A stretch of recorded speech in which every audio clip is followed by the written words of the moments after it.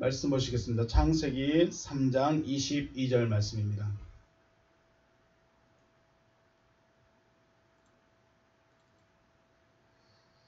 창세기 3장 22절 말씀 제가 봉독하겠습니다. 여호와 하나님이 이르시되 보라 이 사람이 선악을 아는 일에 우리 중 하나같이 되었으니 그가 그의 손을 들어 생명나무 열매도 따먹고 영생할까 하노라 하시고. 아멘. 본문으로 보시겠습니다. 바요멜 예호바 엘로힘, 바요멜 예호바 엘로힘. 하나님이 말씀하셨습니다. 헨 하아담, 보라 하아담 사람이 하야 되어졌다. 어떤 사람이 되어졌습니까? 케아드 민멘누 우리 중 하나같이 되어졌습니다. 케아드 우리 중 하나같이 되어졌습니다. 케아드 민멘누 우리 중 하나같이 되어졌다. 라닷 토브 바라 베아타 선악을 알았다. 그래서 선악을 아는 우리 중에 하나같이 되어졌다. 선악을 아는 우리 중 하나같이 되어졌다. 다시 한번 보시면 우리 중 하나같이 선악을 알았다는 것이죠. 우리 중 하나같이 선악을 알았다. 자, 그 다음에 펜 이실라우 보시면 하이픈이 들어가 있습니다. 가운데 펜 뒤에 보면 하이픈이 들어있습니다. 그래서 이실라우하고 수고처럼 되어 있습니다. 보내다, 그래서 손을 뻗었다라고 표현하고 있습니다. 손을 뻗었다. 펜 이실라우 이아도 손을 뻗었다. 베라카우 손을 뻗어서 취하였다. 감메츠 나무까지 하하임 그 생명나무까지 손을 뻗었다. 손을 뻗고 미완료형이죠. 보시면 이실라흐가 동사 미완료입니다. 그래서 아직 손을 뻗어서 생명나무까지 손을 뻗을 것 같다. 그리고 베아칼 바하이 레올람 먹고 영원히 살 것 같다. 네, 그렇게 말씀하십니다. 다시 한번 정리하면 그가 그 손을 들어 생명나무로부터까지 취하여 먹음으로 영원히 살 것이다 라고 되어 있습니다. 자, 오늘은 영원히 살 것이다. 이 영원이라는 말, 영원, 우리가 생각할 땐 영원, 끝도 없는 뭐 그런 의미가 되는데 과연 하나님이 말씀하시는 영원, 과연 성경에서 말하고 있는 영원이라는 것이 무엇인가에 대해서 생각을 해보겠습니다. 사람에게는 영원이라는 것에 관심이 많습니다. 여러분은 왜 영원이라는 것에 대해서 관심이 있을까요? 여러분은 왜 영원에 관심이 있습니까? 생각해 보셨습니까? 영원. 마치 아담에게 먹지 말라 명하신 선악을 알게 한 나무에 관심을 가졌죠. 왜 관심을 가졌을까요? 먹지 말라고 하니까. 너 그거 먹으면 안 돼. 너 그거 가지면 안 돼. 너 그거 하면 안 돼. 하지 말라고 하니까 사람은 더 하고 싶은 열망이 생겨버렸습니다. 너 그거 하면 안 돼. 안 돼. 하는데 더 하고 싶어집니다. 이게 이 육신을 가지고 있는 존재의 특성 중에 한 가지입니다. 그래서 사람은 유한하죠. 죽음이라는 것, 우리 육체가 죽어버린다. 그래서 죽지 않을 것 같은, 왠지 영원할 죽음이 없을 것 같은 영원이라는 이 글자에 관심이 있지 않을까 하는 생각을 해봅니다. 여러분은 관심 있습니까? 영원이라는 것에?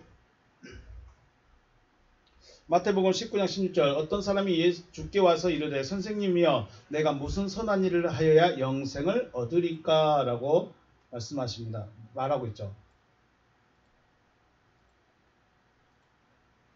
무슨 선한 일을 하여야 영생을 얻으리까?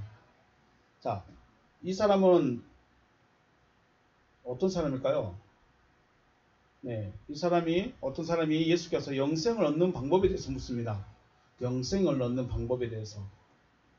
그러면 가장 먼저 생각할 것이 뭐냐면 왜 영생 얻는 것에 대해서 예수께 와서 묻고 있을까요? 왜 예수님께 와서 영생 얻는 것을 묻고 있을까요? 여러분은 영생에 대해서 누구에게 가서 묻습니까? 영생에 대해서 내 아픈 것에 대해서 내가 어디가 아픈지 내가 무슨 문제가 있는지 확인하고 알려면 누구한테 가야 되죠? 의사한테 가야 되겠죠. 내가 법적인 문제로 내가 세금이 어떻게 됐는지 내 세금을 얼마나 내야 되는지 알려면 어디로 가야 되죠? 회계사로 가야 되겠죠. 네, 변호사를 찾아가든가요. 그렇습니다. 영생을 얻는 방법에 대해서 묻고 있다는 것은 이 사람이 예수님이 뭔가 알고 있고 가지고 있고 할 수 있고 뭔가 좀 있다는 것을 느끼지 않았겠습니까? 여러분은 영생을 얻고 싶은데 누구한테 가서 물을까요? 누구한테 가서 묻습니까? 물어본 적 있으십니까? 자, 누가복음 18장에 같은 내용이 있습니다. 누가복음 18장 18절에 이 사람을 관리라고 말합니다. 제가 가서 찾아볼까요? 누가복음 18장 18절 말씀에 어떤 관리가 물어 이르되 선한 선생님이여 내가 무엇을 하여야 영생을 얻으리까? 라고 누가복음 18장에서는 말하고 있습니다. 이 사람이 누굽니까? 관리, 알콘이라고 말하십니다. 알콘, 관리입니다. 관리자, 알콘. 우리 관리, 지도자 하면 딱 떠오르는 사람 누구 있죠? 누가 있습니까? 요한복음 3장에 니고데모라는 사람 있죠. 니고데모. 기억하십니까?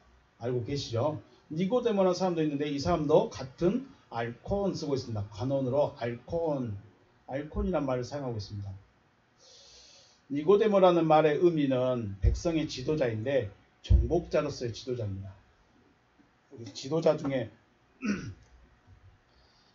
강압적인 쿠데타를 일으키고 독재자적인 지도자가 있고 정말 선하게 백성들을 생각하는 지도자가 따로 있죠. 그런데 이 니고데모라는 이름은 독재자처럼 정복자로서의 지도자입니다. 그래서 관원입니다. 관원이라는 의미가 꼭 좋은 건 아닙니다. 자, 마태복음 19장이나 누가복음 18장에 나오는 이 사람이 바로 관리인데 그럼 관리는 어떤 사람들이냐? 바로 이런 사람들인 것이죠. 자, 요한복음 3장 10절에서 예수께서 그에게 대답하여 이르시되 네가 이스라엘의 선생으로서 이러한 것을 알지 못하느냐? 요한복음 3장이면 무슨 이야기인가요? 그 이야기죠. 거듭남에 대한 이야기죠. 거듭남에 대해서 이야기를 하는데 그렇게 할 수 있습니까? 그게 됩니까? 라고 니고데모가 묻죠. 그래서 주님이 너 이스라엘 선생 아니냐? 여기서 핵심적인 말이 네가 이스라엘의 선생이다라는 거죠. 선생이다. 그런데 선생인데 알지 못한다 라는 말입니다. 자, 관원이라는 사람들은 기본적으로 이스라엘의 선생의 자리에 있습니다. 그리고 이스라엘 선생의 자리에 있다는 것은 백성들을 가르치고 지도한다라는 것이죠. 그렇다면 누가복음 19장과 18장 어떤 사람은 바로 관원이며 이스라엘의 선생이었다라는 것입니다. 지금 이스라엘의 선생, 이스라엘의 관원이 예수님께 와서 영생을 얻는 것에 대해서 물어보고 있습니다. 여기까지 기억하십니다. 여기까지 이해가 되시죠? 자, 마침 니고데모가 예수께 와서 직접적으로 니고데모가 예수님께 영생 얻는 법이 어떻게 해야 하나님의 나라에 갈 수 있습니까? 어떻게 해야 우리가 하나님의 나라를 볼 수 있습니까? 라고 직접적으로 묻지 않죠. 뭐라고 묻습니까? 요한복음 3장에서 요한복음 3장 말씀 보시면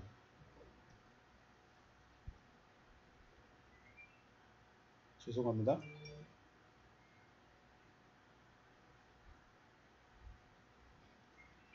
요한복음 3장 말씀에 그가 밤에 예수께 와서 이르되 랍비여 우리가 당신은 하나님께로부터 오신 선생인 줄 아나이다. 하나님이 함께 하시지 아니하시면 당신이 행하시는 이 표적을 아무도 할 수 없습니다. 예수님의 표적에 대해서 묻죠. 표적에 대해서. 직접적으로 예수님 어떻게 하면 영생 얻을 수 있습니까? 라고 묻지를 못하고 우리가 당신은 하나님께로부터 온 하나님께로부터 오신 분이며 하나님이 함께 해주셔야 이런 일을 할 수 있음을 우리가 알고 있습니다. 라고만 말합니다. 왜 이렇게 말할까요? 왜 직접적으로 말 못하고 뱅글뱅글 돌려서 말하고 있을까요? 이 사람들은 체면이 중요하죠. 체면이 중요합니다. 그리고 사회적 지위, 관원이라는 이 지위 때문에, 그리고 다른 사람의 시선으로 인해서 예수님을 따르지는 못하지만 예수님을 하나님의 사람이라고 인정은 하고 있습니다. 몇몇 관원들, 몇몇 유대인들, 몇몇 지사장들은 대놓고 나 예수 따를래요, 나 예수님 제자할래요, 대놓고 못합니다. 왜요? 체면 때문에, 또 사회적 지위 때문에, 또 사람들의 시선 때문에 못 갑니다. 그래서 몰려온 거죠. 중요한 것은 인정은 하지 않지만 예수 앞에 무릎 꿇거나 따를 수는 없었습니다.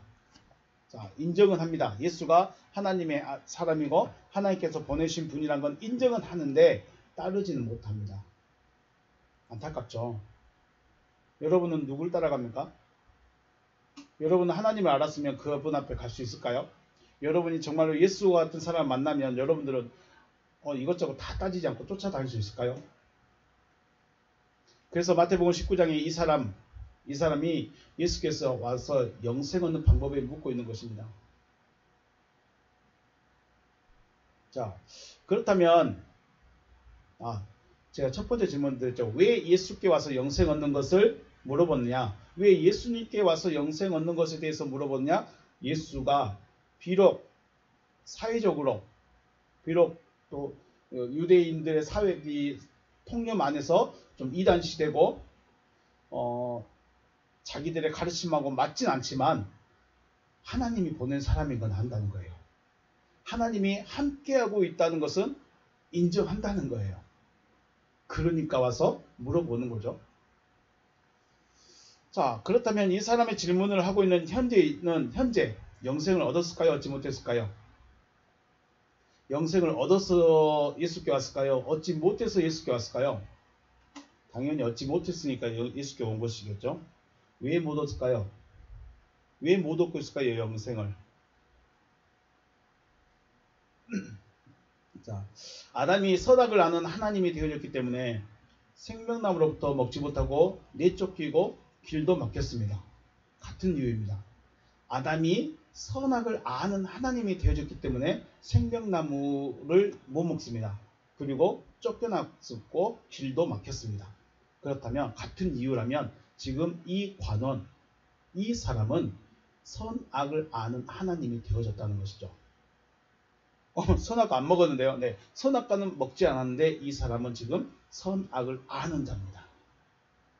선악을 알기 때문에 영생을 얻을 수가 없습니다. 영생을 못 얻고 있는 것입니다. 이스라엘의 선생이고 관원이고 지도자이지만 선악을 아는 자가 되어졌기 때문에 영생을 얻지 못하고 있는 거야. 자, 저와 여러분들도 똑같습니다. 어떤 목사를 찾아가서 영생 얻는 법이 뭡니까? 예수 믿으세요. 그러면 됩니다. 그리고 그냥 무조건 믿으세요. 아멘 하세요. 그러면 됩니다. 진짜 될까요? 우리가 선악을 알고 있으면 안 됩니다. 선악을 알게 되면 쫓겨납니다. 다시 창세기 말씀 볼까요? 여호와 하나님이 이르시되 보라 이 사람이 선악을 아는 일에 우리 중 하나같이 되었으니 그가 그 손을 들어 생명나무 열매도 따먹고 영생할까 하노라. 즉 먹게 만들겠다는 거예요? 못 먹게 만들겠다는 거예요? 먹으면 안 된다는 거예요. 선악을 아는 자가 되었으면 생명나무를 먹으면 안 돼요. 그래서 하나님이 내쫓았고 그래서 하나님이 막아버린 거예요. 관원의 문제가 아닙니다.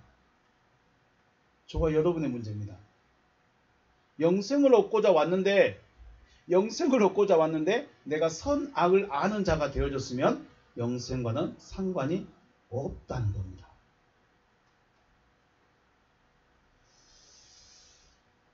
그래서 이 사람이 찾는 방법이 뭐예요? 무슨 선한 일을 하여야 영생을 얻을 수 있겠습니까? 하고 묻죠. 무슨 선한 일? 그러니까 이 사람은 선악을 알기 때문에 선한 일을 하면 영생을 얻을 수 있을 것이다 라고 생각하고 있는 것입니다. 그렇게 믿고 있는 겁니다. 그러면 이 말 자체, 무슨 선한 일을 하여야, 이 말 자체를 보면 선한 일을 행하는 것 자체가 뭐예요? 육신적인 것입니다. 육신적인 일을 해서 영생을 얻는다. 얻을 수 있을까요? 못 얻을까요? 하나님은 안 된다고 말씀하시는 것입니다. 선악을 알았기 때문에 안 된다. 영생 못 얻는다. 이 사람의 말을 빌리자면 선한 일을 행하는 자체, 즉 육신적이기 때문에 영생과는 상관이 없다. 영생을 얻을 수 없다라고 말하는 것입니다. 그래서 예수님이 말을 합니다. 우리 마태복음 19장 한번 가볼까요? 여러분 성경 찾아볼까요? 단순히 이렇게 해버리면 그러면 영생 얻을 사람이 누가 있어요? 라고 물어보니까 말할게요. 어떤 사람이 19장 13절 어떤 사람이 예수께 16절입니다. 19장 16절 어떤 사람이 주께 와서 이르되 선생님이여 내가 무슨 선한 일을 하여야 영생을 얻으리까? 여기서 말하는 무슨 선한 일이라는 것은 육신적인 일을 말하고 있습니다. 육신적인 일입니다.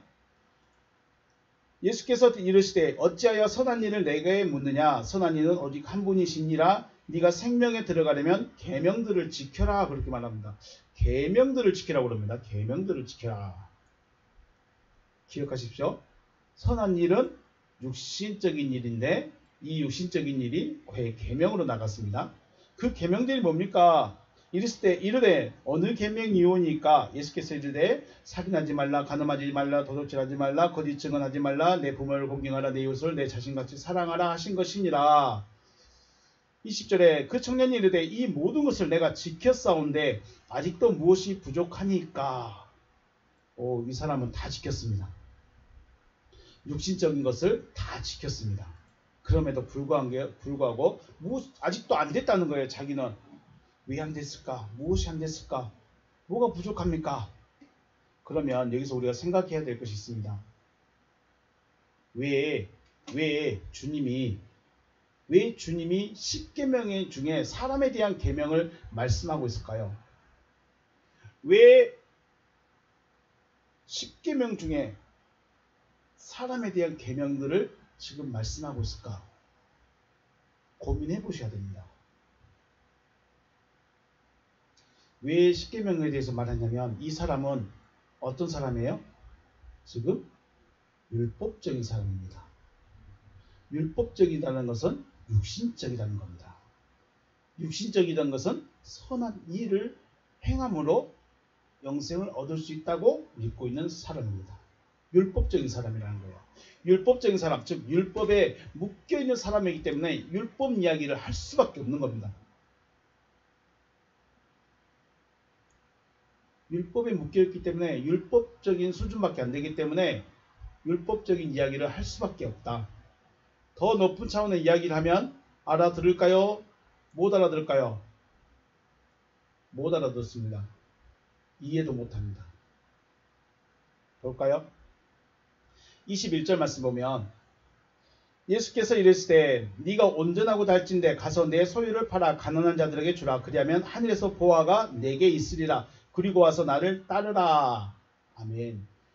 자, 그런데 22절에 그 청년이 재물이 많음으로 이 말씀을 듣고 근심하며 갔습니다. 여기서 말씀 보시면 네가 온전해지고자 할진대 가서 소유를 팔아 가난한 자들에게 주라. 그리하면 하늘에서 보화가 내게 있으리라.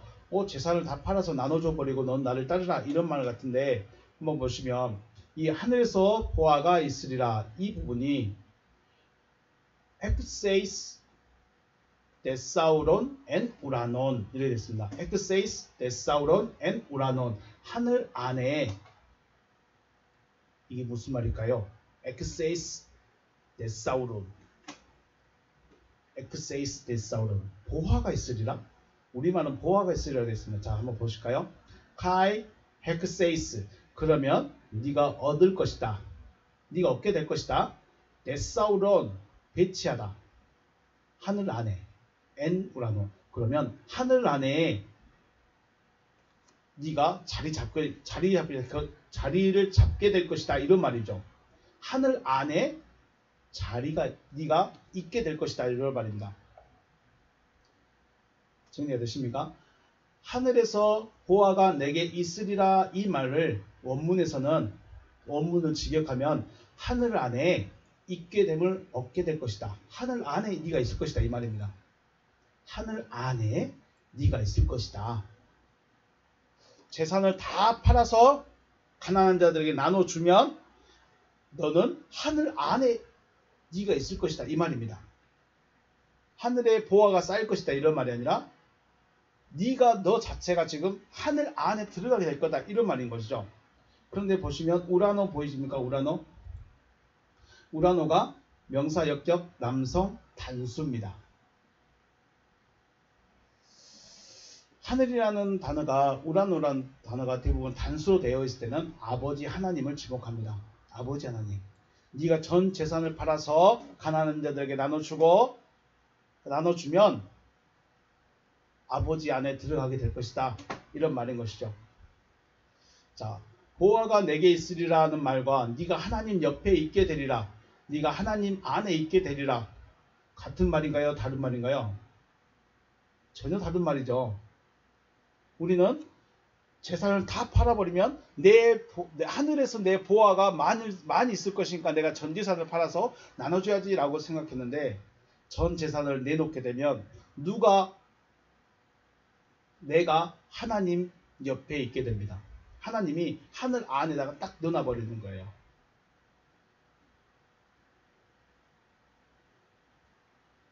자, 그러면 이 사람은 율법만 행하고 있는 이 사람에게 네가 하나님 옆에 있게 될 것이다 라는 말을 듣게 되면 아멘입니다 할까요? 그게 무슨 말이에요? 라고 할까요? 율법에서는 절대로 하나님과 인간은 같아질 수가 없습니다. 율법에서 하나님과 절대로 인간은 함께 할 수가 없습니다. 하나님은 거룩하신 하나님 딱 거기 놓고 인간은 율법을 지켜야 되는 저 밑에 있는 피조물. 절대 율법에서는 함께 할 수가 없습니다. 그러면 주님이 말씀하시는 네가 하나님 옆에 있게 되리라 이 말 이해가 될까요? 안 될까요? 하나님 옆에 있게 된다는 것은 하나님 보좌 우편에 누가 있어요? 주님이 있죠. 아들이 있죠. 보좌 우편에 아들이 있습니다. 그럼 네가 지금 전 재산을 팔아서 가난한 자들 주면 너는 하나님의 아들이 된다 이 말입니다. 그런데 이해돼요? 안 돼요? 그거는 절대로 있을 수 없는 일이기 때문에 이해가 안 되는 겁니다. 율법에서는 하나님과 인간은 절대로 함께 할 수 없습니다. 나는 여기서 쪽으로 앉아서 기도하고 주여 하늘 향해서 주여만 해야 되고 하나님은 저 어디 있은가 듣고만 계셔야 돼요. 이게 율법이에요. 그런데 주님은 아니야. 네가 하나님 우편에 앉게 될 거야 이 말입니다. 이해 안 되죠? 더 어려운 겁니다.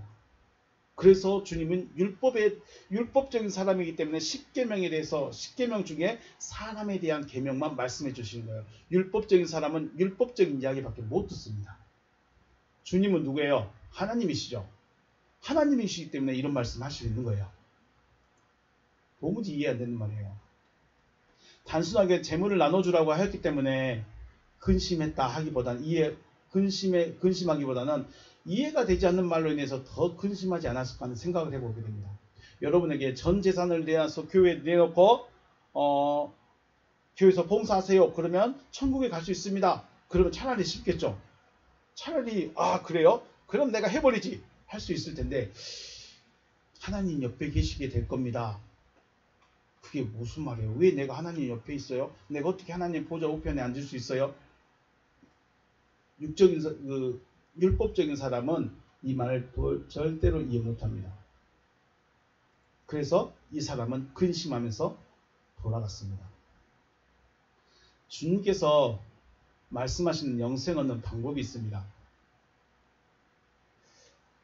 같은 말씀인데 마태복음 19장에서 29절 말씀 보면 또 내 이름을 위하여 집이나 형제나 자매나 부모나 자식이나 전토를 벌인 자마다 여러 배를 받고 또 영생을 상속하리라. 그러나 먼저 된 자로서 나중되고 나중된 자로서 먼저 될 자가 많으니라. 영생을 상속할 수 있는 방법이 뭐예요? 영생을 상속할 수 있는 방법. 집, 형제, 부모, 자매, 자식, 전토 어떻게 해요? 다 버려야 돼요. 여러분 버리셨습니까? 집, 형제, 자매, 부모, 자식, 전토, 자식까지 다 버리래요. 그래야 영생 얻습니다. 버리세요. 버릴 수 있으십니까? 영생 얻으려면? 주님이 말씀하시는 집이나 형제나 자매나 부모나 자식, 전토, 과연 이것들은 뭘 말하고 있을까요? 그래요. 많이 양보해서 주님, 내가 집하고 전토, 내가 집하고 재산은 좀 버릴게요. 내가 재산을 버리겠지만은 형제나 자매나 부모나 자식은 어떻게 이들을 버려요? 여기 원문에는 안 나와, 원문에는 아내까지 있습니다. 아내도 들어 있습니다. 아내도 버리랍니다. 아내를 버리라는 것은 남편도 버리란 말이죠.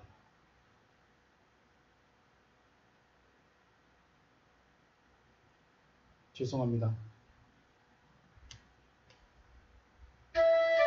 찬양한 동안 다시 한번 접속해 주시기 바라겠습니다.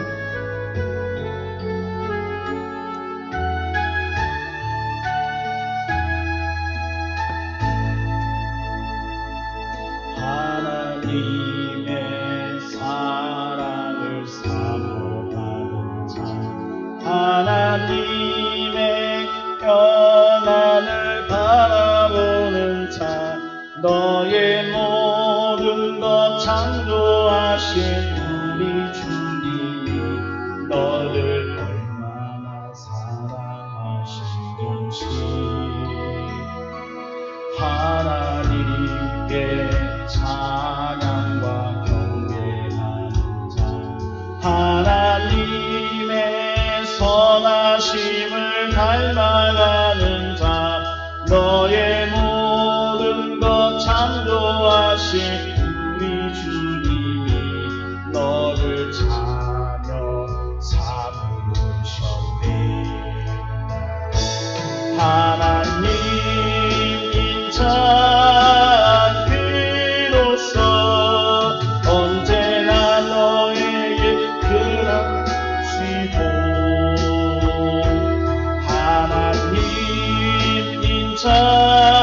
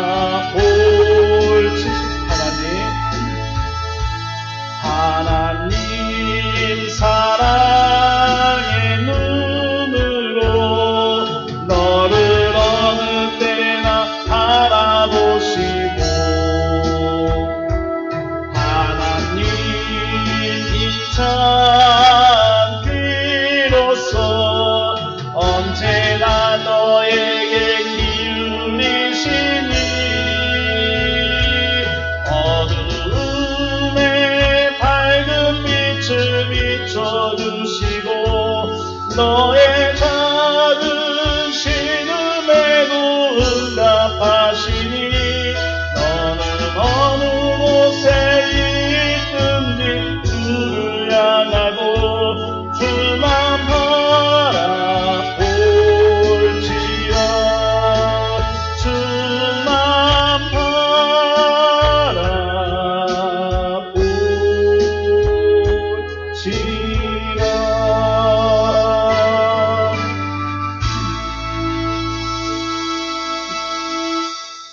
죄송합니다. 시간 간지도 몰랐네요.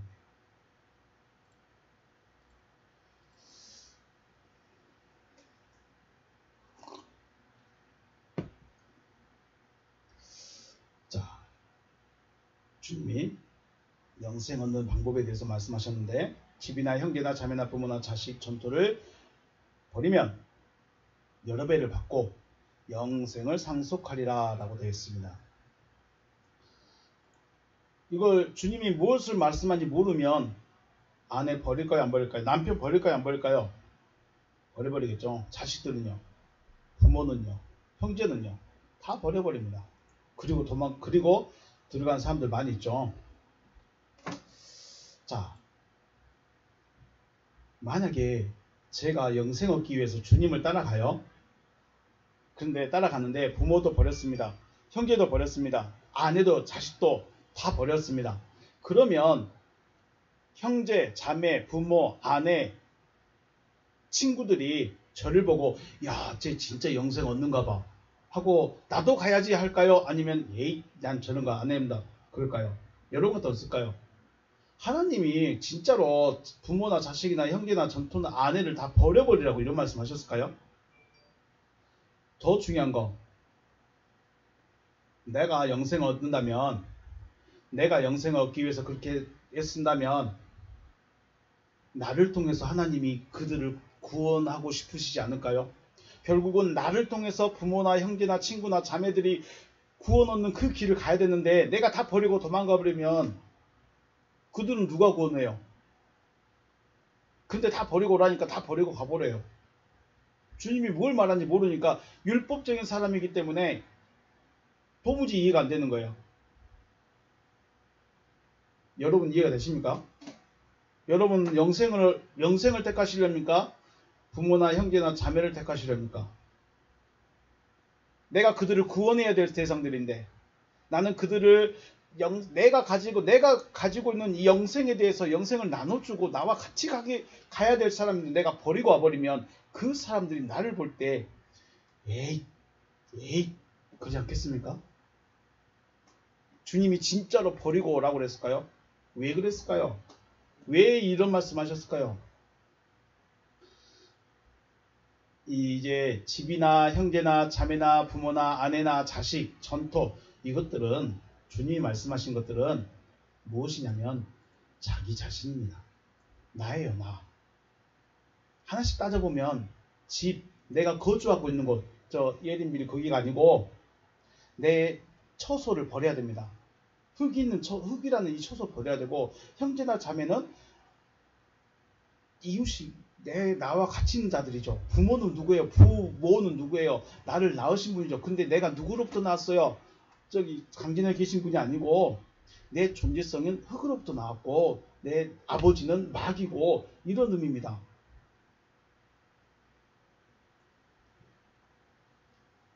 결국 이것들은 뭐냐면 자기 자신이에요. 그래서 주님은 자기 자신을 죽이라고 합니다. 너가 죽어야 된다, 이런 말씀하는 거죠. 그래서 자기 자신을 포기하는 것만큼 선한 일이 없는 것입니다.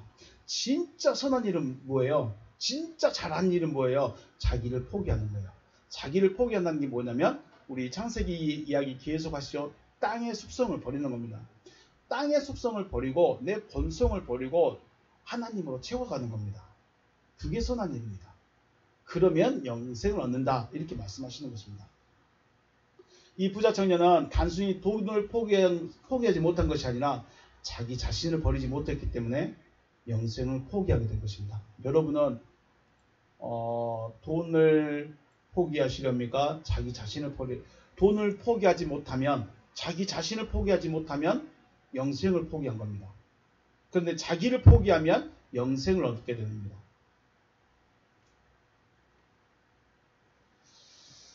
마태복음 25장 말씀에 또 같은 말씀이 있어요. 마태복음 25장은 31절부터 보면 양과 염소를 구분하는 장면이 나오십니다. 인자가 자기 영광으로 모든 천사와 함께 올 때에 자기 영광의 보좌에 앉으리니 모든 민족을 그 앞에 모으고 각각 구분하기를 목자가 양과 염소를 구분하는 것 같이 하여 양은 그 오른편에 염소는 왼편에 두리라. 양과 염소를 구분하십니다. 나누십니다.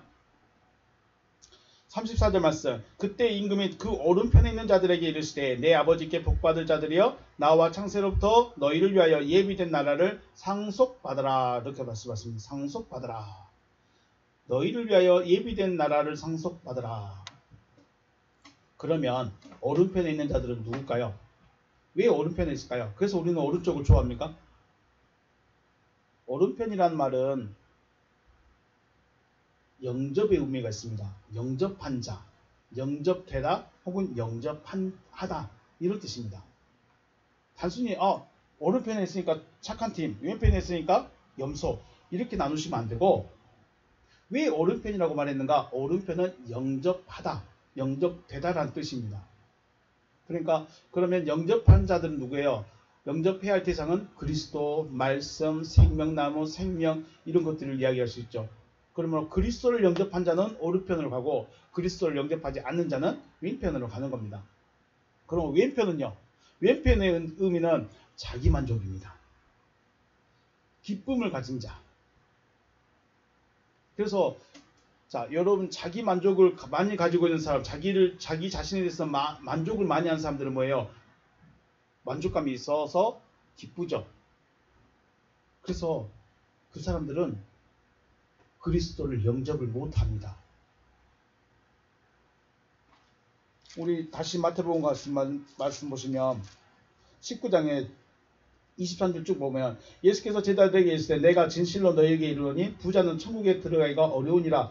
다시 너희에게 말하노니 낙타가 바늘귀에 들어가는 것이 부자가 하나님의 나라에 들어가는 것보다 쉬우니라 하시니 제자들이 듣고 몹시 놀라 이르되 그렇다면 누가 구원을 얻을 수 있으리까? 예수께서 그들을 보시며 이르시되 사람으로는 할 수 없으나 하나님으로는 다 하실 수 있느니라. 아멘. 그래서 부자는 천국에 갑니까 못 갑니까? 못 갑니다. 부자는 천국 못 가요. 그러니까 제자들이 깜짝 놀랍니다. 여기까지도 제자들은 어떤 사람들이에요? 율법적인 사람들이에요. 부자는 일단 하나님께 복을 받았다고 믿고 있는 사람들이에요. 부자가 됐다. 그렇다면 하나님이 복을 많이 받았다라고 해서 하나님을 잘 믿는 사람이라고까지 인정을 해요. 그런데 그 부자가 천국을 못 간다고 하니까 제자들은 깜짝 놀란 겁니다. 부자는 믿음도 좋고 하나님을 잘 섬기고 하여튼 잘하는데 왜 천국 못 가지? 깜짝 놀랐습니다. 왜 그럴까요? 왜 그런다고요? 제자들도 여전히 율법적인 사람들이에요. 아직도 주님의 말씀을 듣고 있지만 여전히 율법 아래에서 율법에 묶여 있어서 율법의 속성에서 벗어나지 못하고 있는 상태입니다. 부자는 누구예요? 여기서 말하는 이 부자는 돈이 많은 부자가 아니라 채워진 자입니다. 채워진 자. 뭐가 채워졌을까요? 자기 자신이 채워지고 자기 만족이 채워지고 자기 것이 넉넉한 사람. 자기 자신이 넉넉한 사람은 자기 자신으로 만족하고 있는 사람은 못 간다는 겁니다. 그런데 우리는 자존감, 자존심이라는 이름으로 그건 높여야 돼, 그건 가지고 있어야 돼 라고 말하지만 조금 다른 의미이기도 합니다만은 중요한 것은 부자는 천국에 못 간다.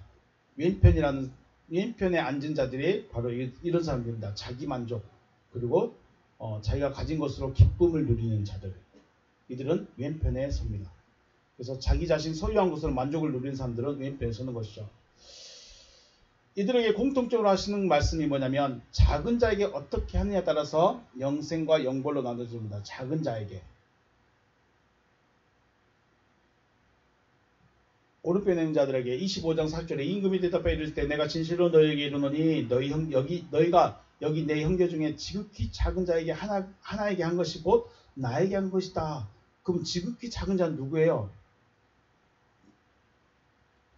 주님이죠. 지극히 작은 자는 주님이십니다. 주님께 하랍니다.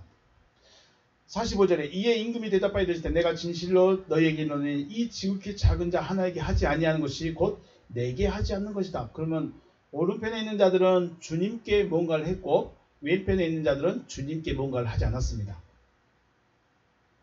그럼 지극히 작은 자들이 누구죠? 지극히 작은 자들은 줄인 자, 목마른 자, 나그네 된 자, 벌거벗은 자, 병든 자, 갇힌 자들입니다. 그런데 이러한 자들이 주님 자신이라고 합니다. 주님은 세상 혹은 한 사람 한 사람을 누구라고 그래요? 요한복음에서 자기 자신이에요. 저 사람도 주님이에요. 저 사람도 주님이에요. 주님이 돼야 될 사람이죠. 주님이 돼야 될 사람인데 아직 모르고 못 되고 안 되고 있을 뿐이지 한 사람 한 사람이 다 주님인 것입니다. 그런데 문제는 자, 줄인 자, 목마른 자, 나그네 자, 벌거벗은 자, 병든 자, 갇힌 자들은 어떤 자들이에요? 아직 온전하지 못한 자들입니다. 배고픈 자에게 먹을 것을, 목마른 자에게 생수를, 나그네 된 자를 영접하고 벗은 자에게 옷을 주고 병든 자를 돌아보고 갇힌 자를 찾아가 주는 것은 어떻게 주는 거예요? 온전하게 주는 겁니다.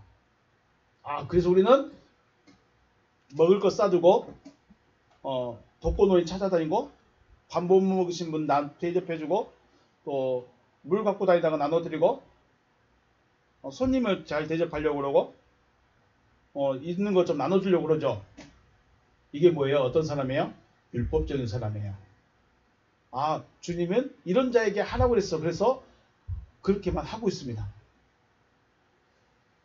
온전하지 못한 자들을 온전하게 해주는 것. 누구처럼요? 주님처럼. 그래서 주님의 일을 할 수 있는 자가 영생을 얻는 겁니다. 다시요. 내가 밥 한 그릇 나눠줬다고 해서 영생을 얻는 것이 아니라 물론 그게 필요합니다. 그것도 하긴 해야 되지만 중요한 것은 그 사람을 육신의 배를 채워주는 것이 아니라 그 사람이 온전하게 되도록 내가 옆에서 채워줘야 됩니다. 그걸 누가 해줬죠? 그걸 주님이 해주셨다는 거예요. 주님이 배고픈 자들을 찾아다니셔서 목마른 자 찾아가서 가난한 자 찾아가서 벗은 자 찾아가서 갇힌 자 찾아가서 주님이 그들을 온전하게 세워주셨다는 것입니다. 그러면 우리가 그 일을 하라는 거예요. 우리에게.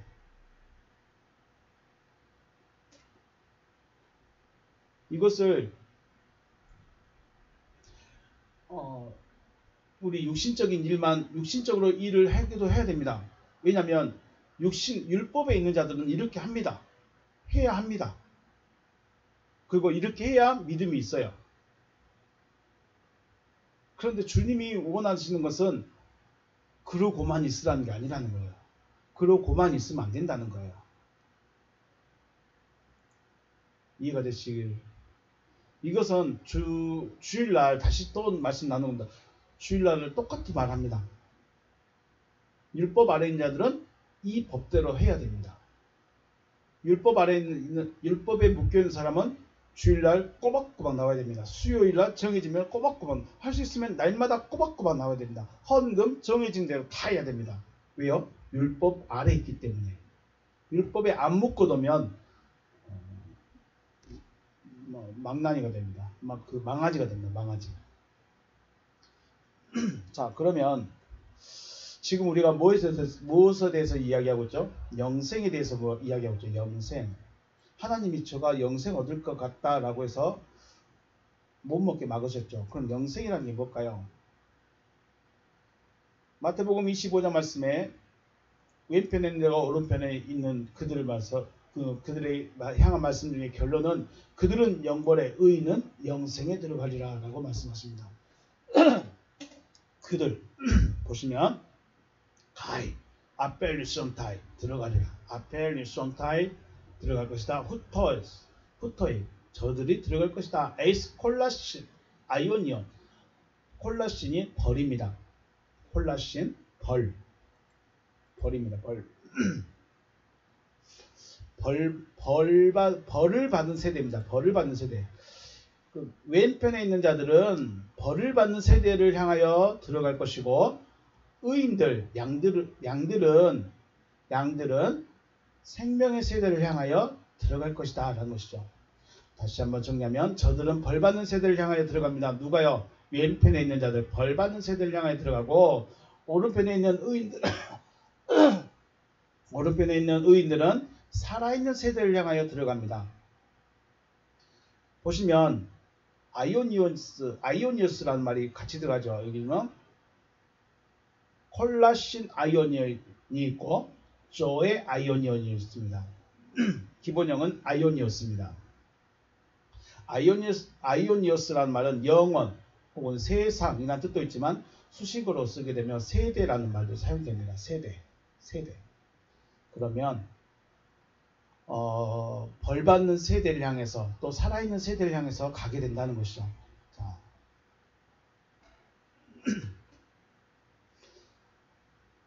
요한일서 5장 20절 말씀 보시면 또 아는 것은 하나님의 아들이 이르러 우리에게 지각을 주사 우리로 참된 자를 알게 하신 것과 또한 우리가 참된 자 곧 그 아들 예수 그리스도 안에서 있는 것이니 그는 참 하나님이시요 영생이시니라. 아멘. 자, 말씀을 다시 보시면 아는 것은 하나님의 아들이 이르러 우리에게 지각을 주셨습니다. 하나님의 아들이 우리에게 지각을 주시죠. 그리고 우리로 해서 참된 자를 알게 하신 것. 또한 우리가 참된 자 곧 그의 아들 예수 그리스도 안에 있는 것이니 그는 누구예요? 그리스도시죠. 그리스도는 참 하나님이시요 뭐다? 영생이다. 그리스도가 하나님이시고 그리스도가 영생입니다. 자, 보시면 그는 하나님이시요 영생이니라. 후토스 에스틴 그이다. 후토스 에스틴 그이다. 호 알레티노스 데오스. 호는 데오스에 대한 관사입니다. 그래서 알레티노스는 진리이신 하나님, 수식어가 되는 것이죠. 진리이신 하나님이다. 그는 후토스, 그는 진리이신 하나님이시다. 카이 헤조의 아이오니어, 생명의 세대이다. 살아있는 자이다. 이런 의미입니다. 여기서는 우리 성경은 다 영생이라고 되어 있습니다. 영생이라고 되어 있는데 조금 더 원문적으로 보면 생명 세대입니다. 살아있는 자예요. 살아있는 자. 원문에서는 우리 말로 표현하면 영생이라고 하지만 원문은 살아있는 세대, 즉 살아있는 자를 말하고 있습니다. 살아있는 자. 살아계신 분은 누구죠? 하나님이시죠. 살아계신 분은 아버지 하나님이십니다. 아버지 하나님 안에 누가 계시죠? 그리스도가 계시고 그리스도가 살아계신 분입니다. 그리스도 안에 있는 자가 또 살아있는 자입니다. 그리스도 안에 있는 자. 결국 살아있는 자라는 말의 의미는 누구다?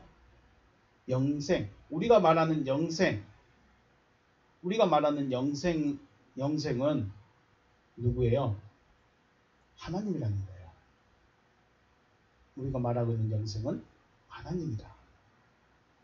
그래서 우리가 영생 얻는다 그러니까 영원히 살아있는 뭔가를 상상하시면 안 됩니다. 성경에서 말하는 영생은 내가 뭔가 영원히 죽지 않고 죽음이라는 것이 없고 영원히 살아있는 뭔가를 상상할 수 있는데 성경에서는 하나님이에요. 영생, 영원한 것은 하나님이에요. 왜 하나님이냐? 결국 그러면 우리가 영생을 얻는다는 것은 뭐가 된다는 거예요? 하나님이 된다는 거예요. 어떻게 하나님이 돼요? 네, 율법적인 사람은 절대로 안 됩니다. 이해가 안 됩니다. 왜냐하면 법 아래 묶여있기 때문에. 법 아래 묶여있기 때문에 어떻게 우리가 하나님이 돼요? 그거는 절대로 있을 수 없는 일입니다. 왜 하나님이 우리로 하여금 하나님이 되게 만들까요? 고린도전서 15장 50절 형제들아 내가 이것을 말하노니 혈과 육은 하나님의 나라를 이어받을 수 없고 또한 썩는 것은 썩지 아니한 것을 유업으로 받지 못하느니라. 혈과 육은 하나님의 나라를 이어받을 수 없습니다. 못 받는답니다. 혈과 육이 뭐예요? 우리 몸뚱아리죠. 우리 몸뚱아리는 하나님의 나라를 못 받습니다. 왜요? 썩어지기 때문에. 그래서 썩는 것은 썩지 아니할 것을 유업으로 받지 못하느니라. 결국은 이 육신은 어차피 죽어지는 건데 그러면 죽어지면 끝났느냐? 끝나는 것이 아니라 하나님으로 존재하게 된다는 것이죠. 왜 하나님께서 선악을 알게 된 아담에게 생명나무로부터 먹지 못하게 하셨느냐? 직접적으로 설명한다면 육체로 하나님이 되어지기 때문에, 육체로 하나님이 되어지는 것이기 때문에 선악을, 그 생명나무를 먹으면 안 됩니다. 지금 뭘 가지고 있죠? 아담은 선악을 아는 하나님이 되어져 있어요. 그런데 거기에다가 선악을 안다는 것은 육신적인 겁니다. 육신적인 것은 율법적인 것입니다. 그래서 그 상태인데 영생을 얻어버리면, 생명을 얻어버리면 육신으로 하나님이 돼버린 거예요. 우리가 말하는 그 어디죠? 그리스 신앙, 뭐 신이 제우스가 뭐 그런 신들 있죠. 신하고 싸우는, 신화에 나오는 그런 신이 있죠. 그게 바로 돼버립니다. 아담이 현재 선악을 알게 한 나무를 먹고 생명나무로부터 또 먹어버리면 신화에 나오는 그 신들 있죠. 육체를 가지고 인간하고 싸우는, 신과 신끼리 싸우는, 뭐 포세이돈이니 뭐 이런 신들 있죠. 이런 신들이 돼버린 거예요. 육체를 가지고 있는 신들이. 그게 더 멋있어 보일까요? 하나님은 영이시고 살아계신 하나님이십니다. 그런데 아담이 생명나무로부터 먹게 되면 육체이면서 죽어있는 하나님이 되어져 버리는 것이죠. 육체이면서 죽어져 있는 하나님이 되어버리는 것입니다. 이렇게 되면 하나님의 형상과 하나님의 모양대로 창조하시고자 하셨던 창조의 원리와 목적이 깨져버립니다.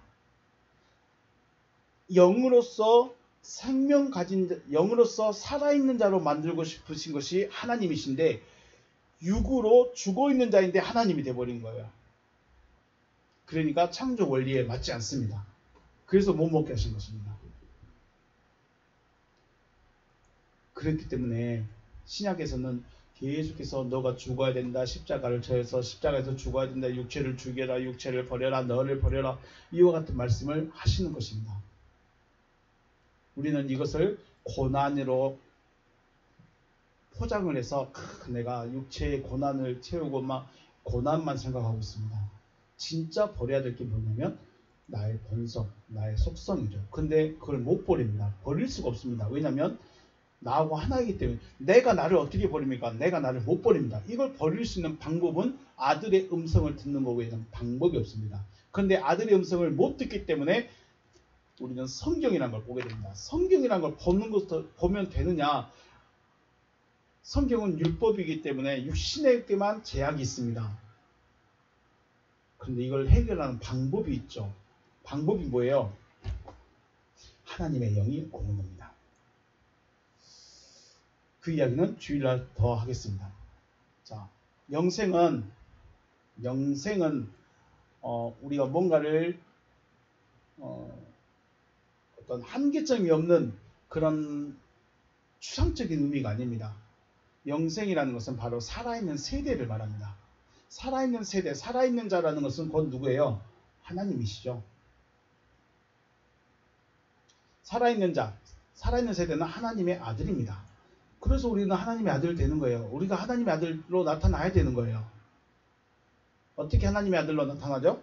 영접하는 자, 곧 그 이름을 믿는 자에게는 하나님의 자녀가 되는 권세를 주셨다. 이렇게 말씀하시죠. 그래서 우리는 하나님의 아들이 돼야 되는 거예요. 그런데 하나님의 아들이 되면 하나님과 아들은 하나이기 때문에 그 아들도 누구예요? 하나님이라는 거예요. 자, 오늘 영생이라는 것에 대해서 생각해 봤습니다. 왜 아담에게 생명나무를 먹지 못하게 했느냐? 죽어있는 하나님이 되어버리기 때문에, 육체를 가지고 죽어있는 하나님이 되기 때문에 못 먹게 만든 것입니다. 그러면 어떻게 돼요? 그것을 갈아엎어야죠. 새롭게 만들어야죠. 다 엎어버리고 생명 가진 자로서 살아있는 하나님으로 다시 영으로서 살아있는 자가 되게 만드는 것이 하나님께서 구원하시고자 하시는 것입니다. 율법과 이 믿음에 대해서는 주일날 조금 더 자세히 이야기를 하게 될 것 같습니다. 오늘 본문을 통해서 나는 이 마태복음 19장에 나오는 그 사람처럼, 어떤 사람처럼 육신의 법에 매여서 육신 쪽으로만 뭔가를 함으로 내가 영생을 얻게 될 것이다 라고 생각하고 있는가? 아니면 주님이 하시는 그 말씀을 알아들어서 아 이래서 이러셨구나 라고 내가 거기에 맞춰가겠는가?